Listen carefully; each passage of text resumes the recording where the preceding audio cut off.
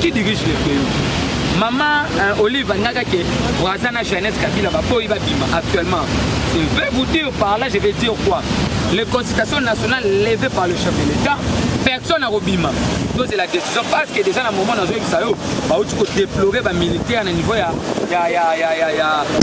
Bakoloba pas César, ba député ba marché ba la kisi biso lipa. Ma pana biso no seke na maboko ya Liboumé Olive na Kabila na bana bango. Et pourquoi ne pas penser d'abord de réduire le salaire de M. Kabila pour permettre la gratuité de nos enfants? Ça fait 16 80 000 $ par 2 ans. 16 millions, M. Kabila venu en botte de caoutchouc en 97, Piaka.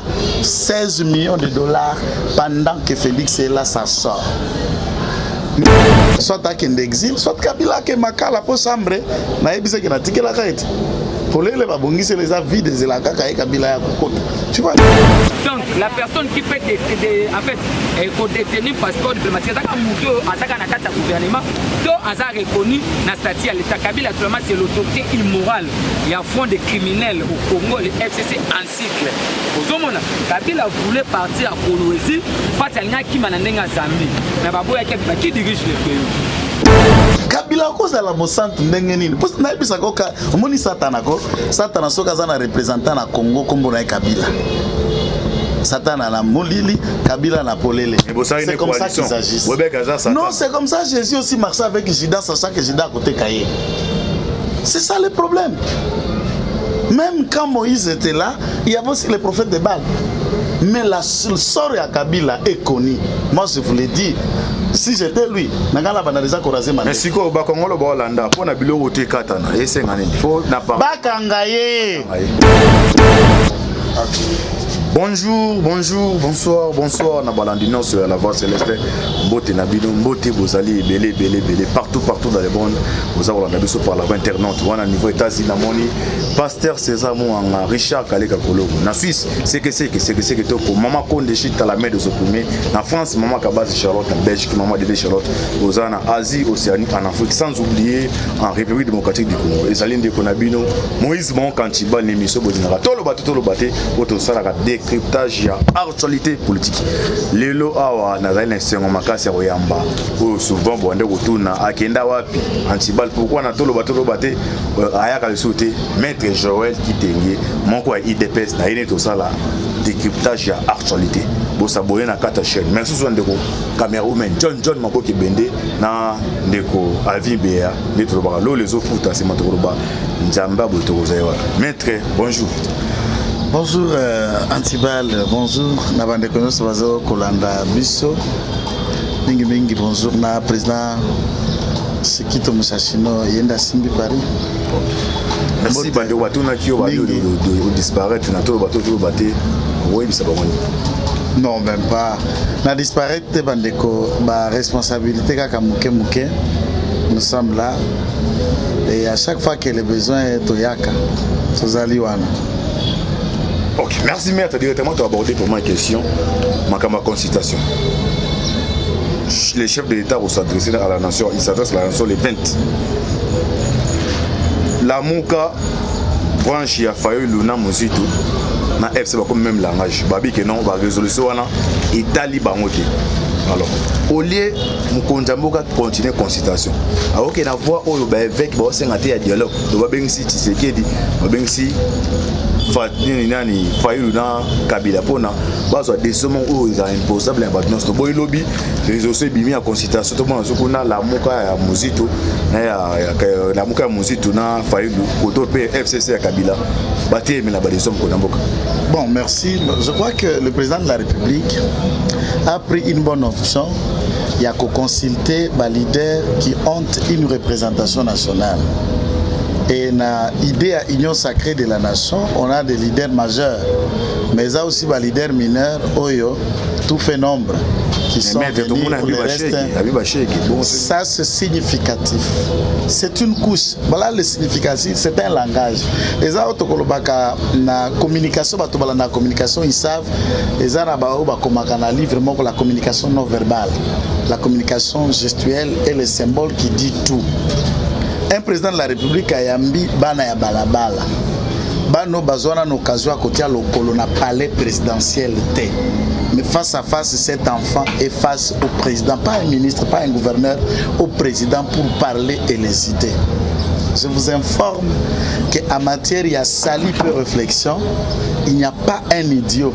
Et ce côté la gestion à Congo, j'aurais bien voulu consulter les chèques que les nombreux professeurs d'université, Oyo, Bazalaka, ministre, député, sénateur, ADG, PDG, dont l'un des ministres le plus médiocre professeur d'université, Ilunkamba est là.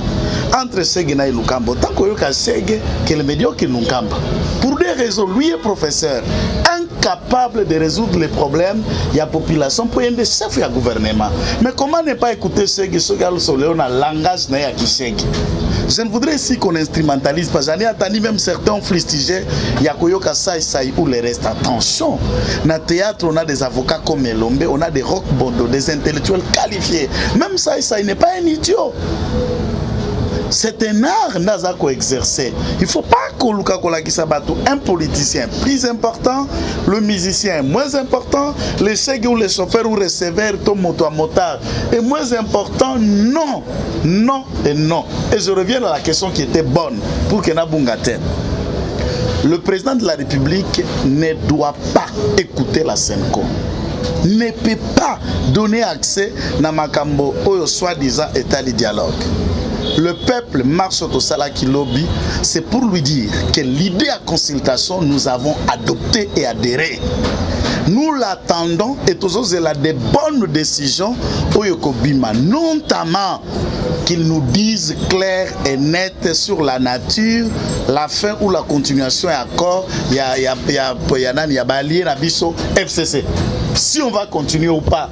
Et nous, notre langage, c'est qu'il nous parle de la fin de ces fameuses coalitions, cette fameuse coalition. De la fin du gouvernement Ilunga Ilunkamba, avec une question, pas plus de 40 ministres dans le prochain gouvernement. Et dans les 40 ministres, Messie, Azarias, Roubero, Amani, Wambunzunae et Yanakati à gouvernement Wanate. Après ce gouvernement-là, nous voulons qu'il nous dise de manière claire la question. Yaminembo, il a statué, il a décidé comment. Nous sommes là pour marcher et nous ne voulons plus que le président marche avec M. Kabila. Oh, maître, ça, c'est ça le dialogue. Maintenant, Fayoulou, opposition, c'est naturel. Il fait l'opposition, c'est ce qu'il a choisi. Alors, et puis il ne représente pas beaucoup de choses aussi. Mais il n'a qu'un seul député. Deuxième, 6 millions. Deuxième nom pour Nami. Donc, tu sais que le président, donc celui qui a la président, vice-président, mais il faut il faut savoir l'aura ou l'ancrage est à la camitative, est à la temporaire. 2 ans après, la donne a changé. Pour simple raison, la mobilisation est salement qu'hier. Kabouya a lobby mardi. Moins de 3 à 4 jours, tu as vu cette foule. Nous lançons un défi à Salayabongo. La marche via Ipina Mutuka. Vous savez, on marche na makolo. Yo ena jeep. Et puis on tambola pra minembo ba pine to boka bi boko lemba minembo talingate pine na ngana. Les pine d'abord minembo après. Donc voilà le type d'opposants VIP. Mais c'est Martin Fayoulou Madidi. L'opposition VIP en jeep. Et avant la police, il va tout le kilo ba pine watila nous bière la lina ba police. Bonne image. Donc c'est pitoyable d'avoir de telles politiques. Mais je l'encourage aujourd'hui de faire l'opposition. Mais M. Fayoulou a marché déjà avec nous. Totambola nae, basambola na Félix Tshisekedi, église moko. Je l'appelle encore une fois, ya Martin. Tika Kabila sa l'opposition yo moko, boloba au Kabila za Rwandais, Kabila za Congolais. Maintenant l'occasion ba Congolais bo sangana sangana. Botika kasiyo za Congolais ta sa l'opposition. Maintenant ozo sunga vous attendre. Herba qui ko recruter pour s'associer à Théodore Ngoyi pour destitution à Félix Tshisekedi. Quand on a crié, tout le monde ne comprenait pas. Aujourd'hui, chaque phrase qui est dit à Kingakate, c'est que toi tu dis dans la bouche. Tika Kabila, yaka tozongela union sacrée et comme alcool la muka bis. Tout sauver Mboka, Kabila vanda en opposition, ana, soit à d'exil, soit Kabila qui makala pour sambre, na ebise qui na tike la kaite. Pour les babongis, les avis des Elaka, Kabila. Tu vois un peu. Mais Martin doit se réveiller. Tata na maman Babota et Katumbi na Mbemba ont pris les pas. Mais ils traînent les pas pour attendre quoi, M. Madid Martin. Vous comprenez? Ok, merci maître Kitenge. Nous allons continuer maître Joël Kitenge. Alors maître, Baibino IDPS, vous avez pouvoir. Président, ça c'est ici, budget, degré président, ça c'est Bimsambo. Babato Kableza qui bon côté. Commentaire voilà. Bonne question. Bonne question. Et j'ai le bic rouge. Hein. Je ne suis pas Fatih, mais juste pour vous dire que Fatih, bic rouge. Le bic en comme il a ma boque. Calcul simple. Présidence. Tangu Batu, ils ne vous ont pas dit la vérité que la présidence, nous avons première partie. Présidence, c'est la institution. L'institution, c'est le président. Maintenant, le président de la institution, nakati ya institution président, azana cabinet naye. C'est dans le cabinet où tu trouves le directeur de cabinet naye, na ba différents collèges ya ba conseillers. Ça s'appelle le cabinet du président de la République seulement. D'une part. Deuxième part, tozana ba dépendant la présidence de la République qui consomme plus, c'est la vie de l'ancien président de la République, sénateur à vie. Oyaza fonctionnel na budget à présidence. Il est payé, soutenu, na bagarde, na entretien, na carburant. Donc, c'est-à-dire, on souhaite budget président, c'est par exemple, bien sûr. Ah bon? C'est là où on a ligné la fonction, il va comprendre. Kabila va foutre à cahier 670 000 $ le mois.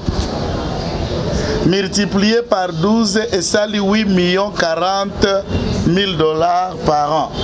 Pendant les 2 ans à Tshisekedi, ça fait 16 80 000 $ par 2 ans. 16 millions, M. Kabila venu en botte de caoutchouc en 97, Mpiaka. 16 millions de $ pendant que Félix est là, ça sort. Marcel Bilomba vous dit, je parachabre sa phrase, il a à son solde 2500 moura, j'assume mes propos, militaires. Ils sont payés par la présidence. Deuxième aspect, maison militaire du chef de l'État n'est pas dans ceci. Maison militaire à chef de l'État, baza basangani na aspect B ou babengi sécurité moura sikoy, garde républicaine.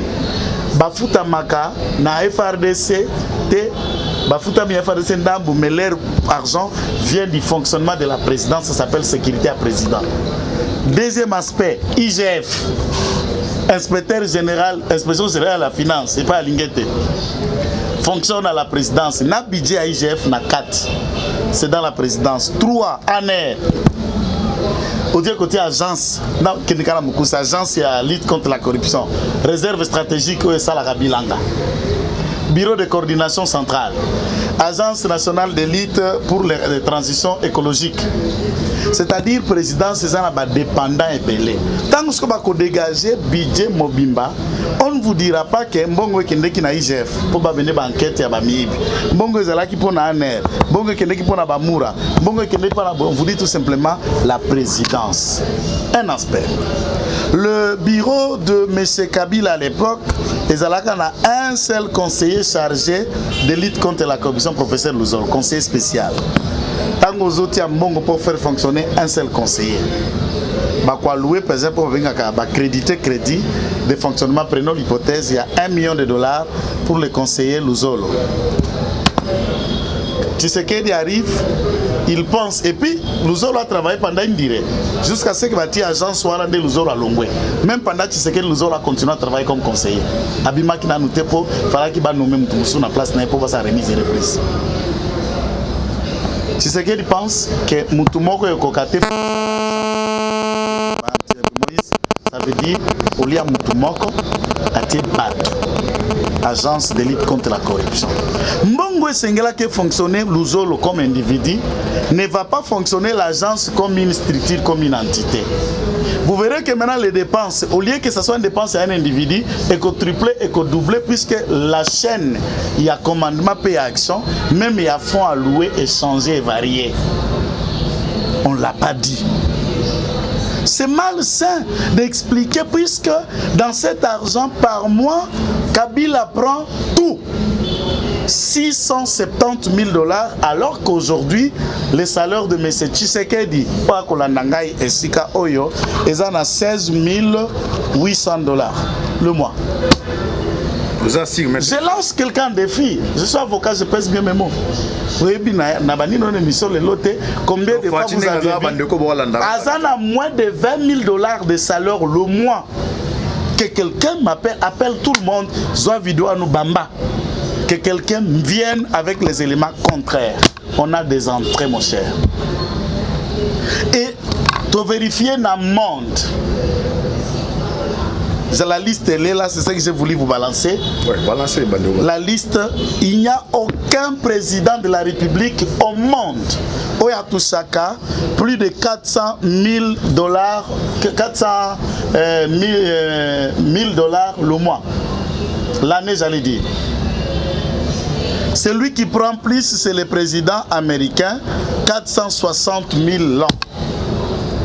Kabila 16 880 000 $. Un pays pauvre.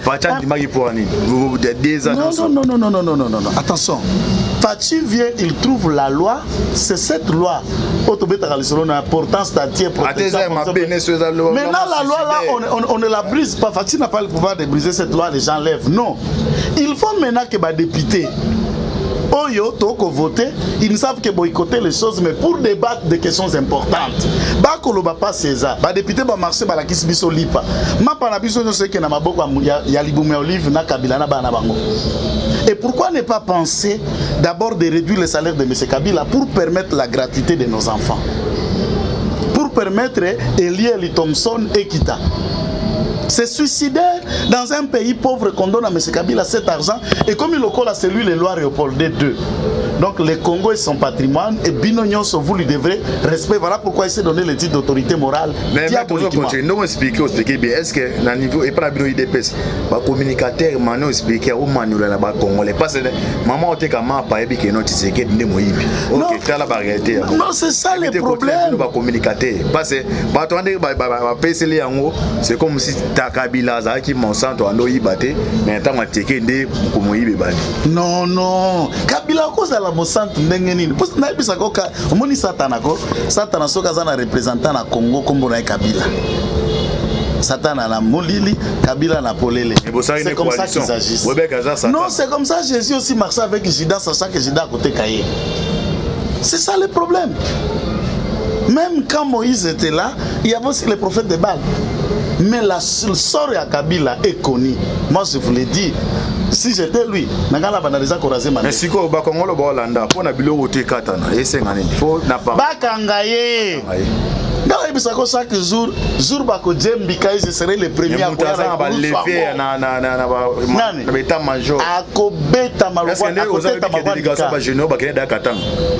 raison à bloquer Kabila. Kabila fièvre à moi. Mais généraux déjà voilà général Bololé. Yo général, commandant suprême Alia ou Anakanchachi na Mongaliem. Aucun décollant un sénateur sans signature. Entre-temps, au moins la bâtonne n'est pas collé la lela. Facha akangi robinet. Na Kabila bandozo bajisement ya badiama baozo sauf que facha akangi robinet na bango. Na ba yemi voto za to konlinda na moto kufa na moto. Soki baza koluka kufa naye, problème ezate. Tout général qui osera à boiter les pas. Je suis en train de dire, cher général, on va te pendre place Bapandaka avec tout le respect à mémoire Nabango, Bakimbana Banani na entrée à martyr. Et devant le peuple quinois qu'on va vous pendre. Kabila, première pendaison, toi le général, deuxième pendaison, toi l'autre général, quatrième pendaison, et après Bapesibino Misumi Nabino. Na victoire. Totumbiango Kamundeli. Puisqu'on n'a plus besoin de la rébellion. Coup d'état Kabila ça la coup d'état. Pas son gars comme ça, ni on croit que ça n'a pas de bon sang. Ce monsieur doit dormir et il se réveille chaque matin. Il dit merci Jésus. Nayaka la babote ya caoutchouc. Lokola mboule eko pola mais nayaka pamba. Le nom comme milliardaire. Na magazine Forbes Africa est classé Kabila 8e milliardaire africain parmi. Oui. quelqu'un qui est venu en botte à caoutchouc, il doit, moi si j'étais lui, natika politique. Nakoma mukala Tshisekedi pas toucher ngaite. Nga si j'étais lui j'allais faire ça.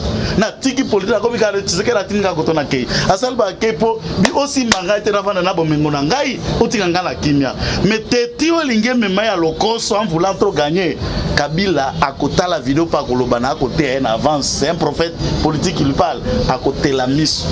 Peut-être na kata kinga kata na ndeko kata na ba mapangu ngala za ngambu na ngai yo ngambu na mtu aux atari c'est côté le côté. Puisqu'il doit se demander Kawele, Tikala ya Mobutu.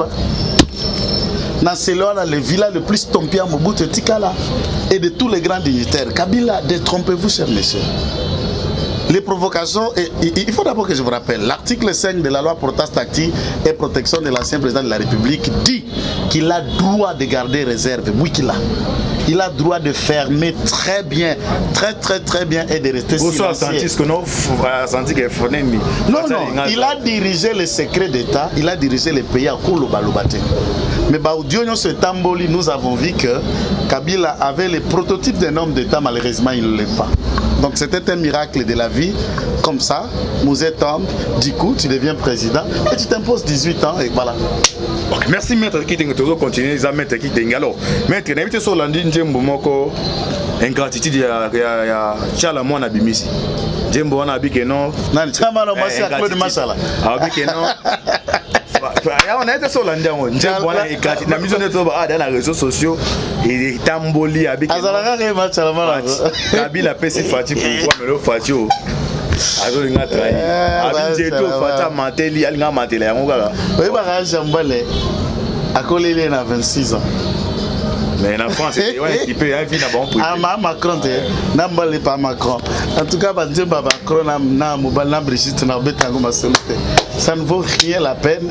Il y a l'ingratitude ici, c'est Kabila qui est ingrat, qui est venu au Congo en botte de caoutchouc et il est devenu milliardaire et il continue à cogner au Congolais. Voilà l'ingrat que je connais, c'est M. Kabila. Ok, merci. Laisse-moi le débat là. Fati Azolo le 20, on appelle ça message le 20. Est-ce que vous avez assuré que non majorité vous avez le parlement va député d'ailleurs vous avez majorité tout le monde a FCC Moral est toujours au zénith Moral est athée Moral est 338 n'est pas même abendin autres c'est qui tout abendin d'autres papa on m'a dit bango la présidente bon va que non ba non attends mal va bandeka va y na côté à batete là hein est-ce que balunga na FCC modo des ala qui nous FCC ça kendete pourquoi va benda na pius Babendi Mendete. Mende pas na 8 députés na alliance. Regroupement na 8 députés nationaux. Et moi loko. Ceux qui sont dans la PPRD ya na 4 ya na poite. Donc pour l'instant bandeko bolanda ba non mais dans la région de l'Union sacrée. Mais batuma moni caméra.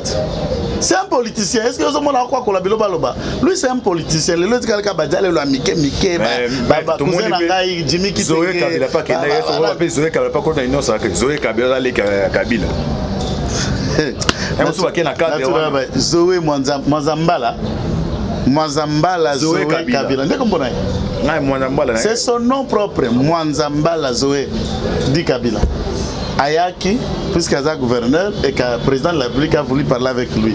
Dites-vous, si Zoé là n'était pas dans la manière où on va s'imposer avec Kabila, Olandaka débat à Zoé Kabila, Namwana ya oh, les noms vont me revenir ensemble, qui était candidat gouverneur et soit.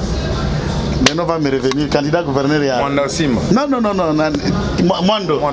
Christian Mwando. Non. J'ai aimé mes enfants le jour où j'ai suivi le débat à Zoé. Mes enfants qui sont en primaire et je les ai aimés en parlant à Zoé. Ah, on m'a ma belle, Zoé. Où y est pendant na Congo na 97 et tu étais jeune. À ta cours d'histoire, vraiment à cours d'histoire pour améliorer la quantité. Et tu es demeuré bourrique, il est là. On est un torse maître. Un torse bon maître. Non, Alobi quand la famille en 2007. Au moins le rapporteur que Kolouk. Alobi non, je suis en train de venir dans cette famille en 2007. Et donc c'est lui qui l'a dit la vidéo, il est là, tout le monde le suit. Moi-même je me suis dit soit il a voulu dire autre chose, mais il n'a pas la compréhension de Koloba, où Ezaka Kapsi souligne l'erreur est humaine et biméliée. Mais dans sa pensée, il ne sait pas ce qu'il est tenté de dire. qu'est-ce que Zoé représente au Katanga? Parce que Katanga, toi, on a Kiungu. C'est ça le problème à Zoé, c'est le Katanga. Nous avons Kiungu, nous avons Moïse Katumbi, nous avons Christian Mwando, où il y a leader, il y a Tanganyika côté Azakuna. Fils à Mwando Timba. Et quand on a déjà des leaders de cette nature, et nous avons des leaders, où il y a IDPS, Fabien Moutombe, qui sont là, leaders. N'oubliez pas, dans la ville de Lubumbashi, on a eu 4 en élection à Kabila et Mabé, 4 députés IDPS du coup dans la liste. C'est la liste la mieux élue de la ville de Lubumbashi. Dans l'élection en 2018. 4 députés IDPS successifs. Dans la ville de Lubumbashi. Et dans l'ensemble de la ville de Lubumbashi, même moi, je remplace l'honorable Jean-Marc Kabunda à l'Assemblée nationale, Azéli Alikassi. Dans l'ensemble à Katanga, nous avons sur les 32 députés, nous avons 9 députés nationaux, il y a IDPS. Donc on a l'ancrage, la forme d'élection, on a l'ancrage là-bas. Et qu'est-ce que Zoé représente? Si ce n'est pas par le coup de la corruption qui s'est imposé, s'il fallait pas voter projet, on va voter Mandoti. Bon, Zoé, qu'il vienne ou qu'il ne vienne pas, c'est un non-événement. Ça, il faut d'abord qu'on le sache. Parmi les crimes économiques, Zoli est dedans et j'aurais serais content de le voir être arrêté et traiter juste pour des crimes économiques. Ok, merci Maître Kitenge. Alors, toi qui es petit appel que vous citez, Mabunda a convoqué le 18 dans le Conseil d'État. Est-ce que vivante au Tika la a démissionné? En tout cas, je suis enthousiasmé par l'état de droit. L'indépendance du pouvoir judiciaire en ce jour. Mais non, non, ce n'est pas Fatih qui l'a porté un plainte. Fabrice Soupoué Laza, député à la Mouka. Donc nous laissons à la justice.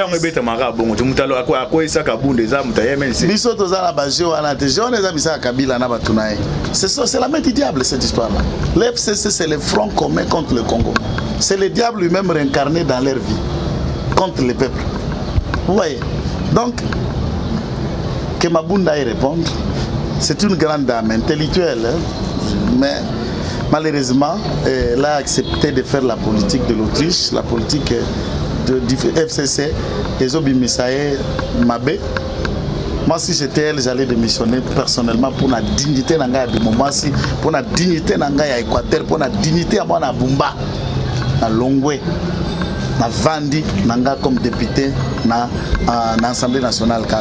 Mais nous laissons les 18 de Koyebana.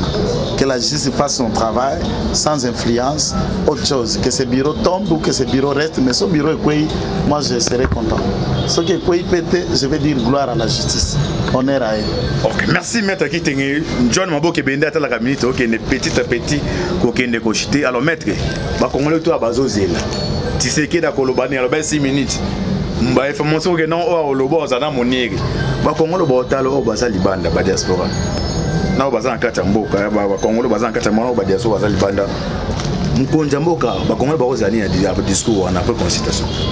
En tout cas, je ne voudrais pas être ici un prophète. Non, en tant qu'analyste. Oui, j'analyse que le président. Avant et au salim. On a la bande du président Kukoloba a annoncé fait un gouvernement. Oyo. A annoncé pour un informateur, a annoncé les sous la reconfiguration et la majorité, peut élaborer charte et sika autobengi à union sacrée de la République, toba signateur, netingai bolero boyena sou que faut koma mettre le communicateur à union sacrée de la nation.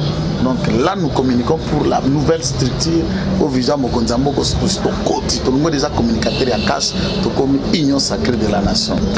Alors nous attendons au président de la République ces choses-là. Et nous voulons aussi que le président a commettre des erreurs déjà Toyoki Ambongo, toke na dialogue, en tout cas pour énerver le peuple, pour décevoir Bisso. Tous la haute, bazaba ndekona Bisso, toke ndeka na Kabila, kobongo la motema, pour décevoir le peuple. Le peuple n'en peut plus le voir avec ce monsieur-là. Ok, merci Maître Kitenge, tu as souka. Moi, commentaire, passez pas aux $9. Nous voulons voir ça. C'est bien pour que les Congolais ne soient pas dans le passeport. Moi-même, le passeport est déjà expiré. C'est déjà demain lundi. On a renouvelé le passeport Mangaï Pelokola. Et tous les autres vont en avoir. C'est encourageant. C'est encourageant. Félicitations. Na maman Tumbanzenza. Mais nous voulons y voir ça beaucoup plus clair. Rapidité pesa na ba façon à couper ça et pour que et permettre qu'à batubaya kaboete mais na ba service ya ambassade na biso pe kuna baza la facilité à rapidité et à réception de traitement à ba dossier pour que batu bazo ba papier na bango. Tu verras, ça sera une bonne chose. Ok, merci maître Kitengi. Comme na souka moi lui ba muké soza nango. Bote kaka na président Chikito Mouchachino. Nous le saluons et Madame Hélène en Allemagne, nous le saluons également. À tout le monde, tous ceux qui nous suivent à partir du Canada, aux États-Unis, en Espagne, que le Seigneur notre Dieu vous bénisse. Nous aimons beaucoup. Vous êtes mes sœurs, mes cousines, ma grande sœur, mes grands frères. Je ne cite pas votre nom. J'aime qu'ils soient protégés là où ils sont. Le Congo est terrible. Dieu vous bénisse, vous nous soutenez et nous attendons vos réactions, vos idées. Le numéro où il y a Bisso Toafichaka, plus 243 99 119 34 33, plus 243 99 119 34 33. Kitenge Joël, la voix de l'Union sacrée de la République. Ok, merci. Tokomina Souka l'émission au Bolinga. Dans le bateau, autre invité qui Maître Joël Kitenge. Pour mon social décryptage et actualité. Vous avez mis tout à répondre. Vous avez pris confiance, vous abonnez, vous partagez mes vidéos, vous partagez. Vous priez ma case pour la RDC, vous priez pour la biso. Pour les Koana, des démons, bazotika, bateau, menace va mettre qui t'engue boy. Alors là, tu as un message, mais ça nous est anti-bal. À te faire silence au quête. Merci aux Andeko. John Mambo qui est béni sur ma caméra. L'équipe de la voix céleste, Zama Pambo la bino. Affaire à suivre. Ciao. Maître. Au revoir.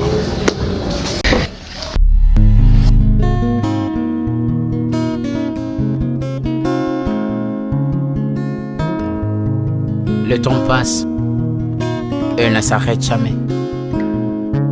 Alors réveille-toi mon ami. Et tout ce qui nous quitte chaque jour, laisse que cela nous serve de leçon. Car à chacun son jour, à chacun son tour. Peut-être demain sera ton tour. Alors réveille-toi et prépare ton âme.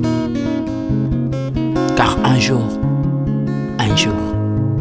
Oh, oh, oh, hey, oh, oh, oh, oh.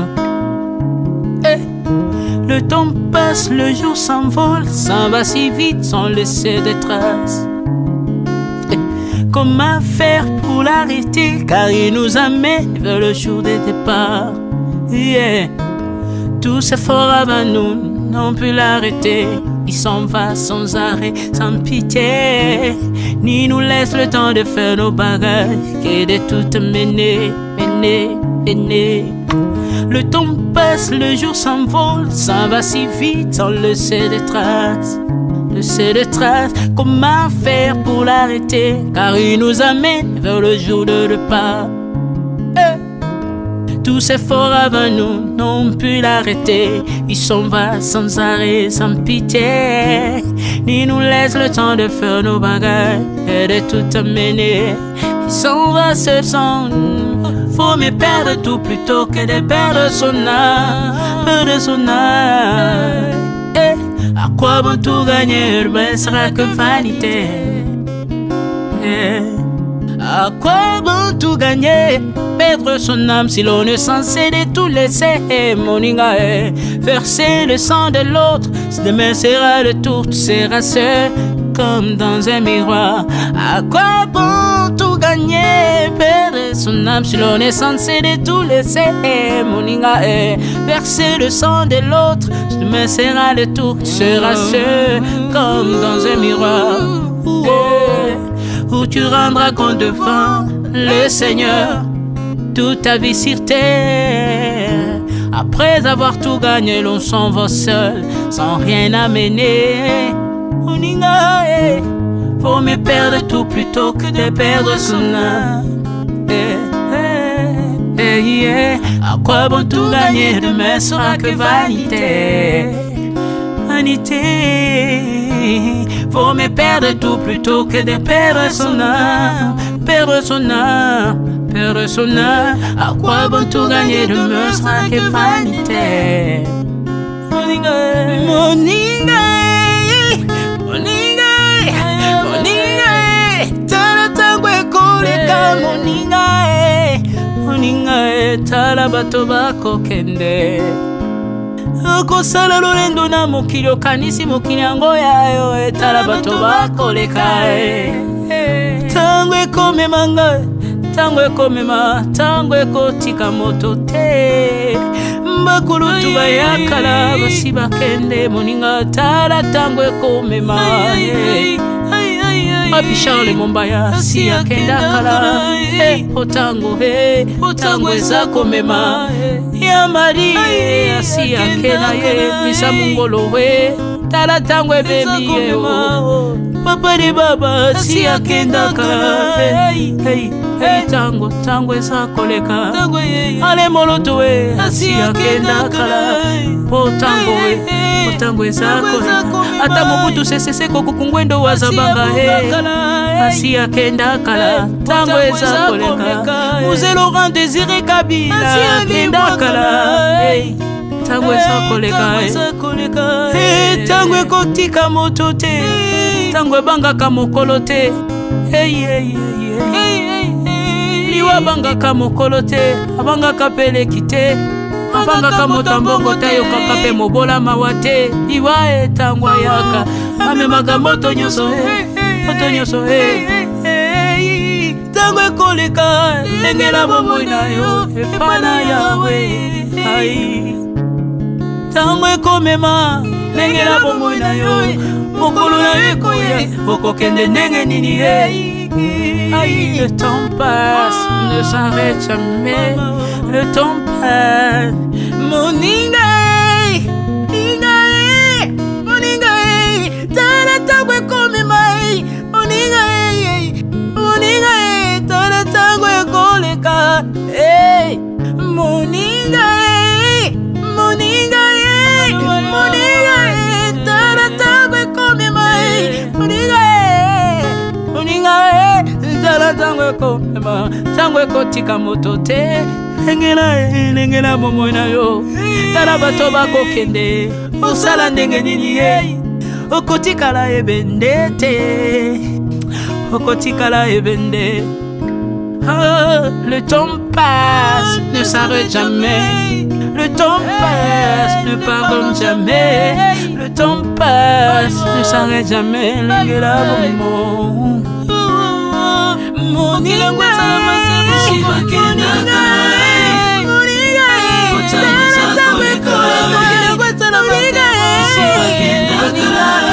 tala tango ekoleka.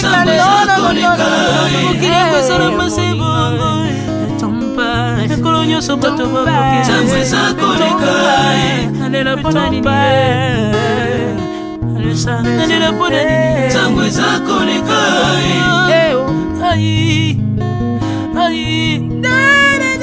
Tango eza koleka.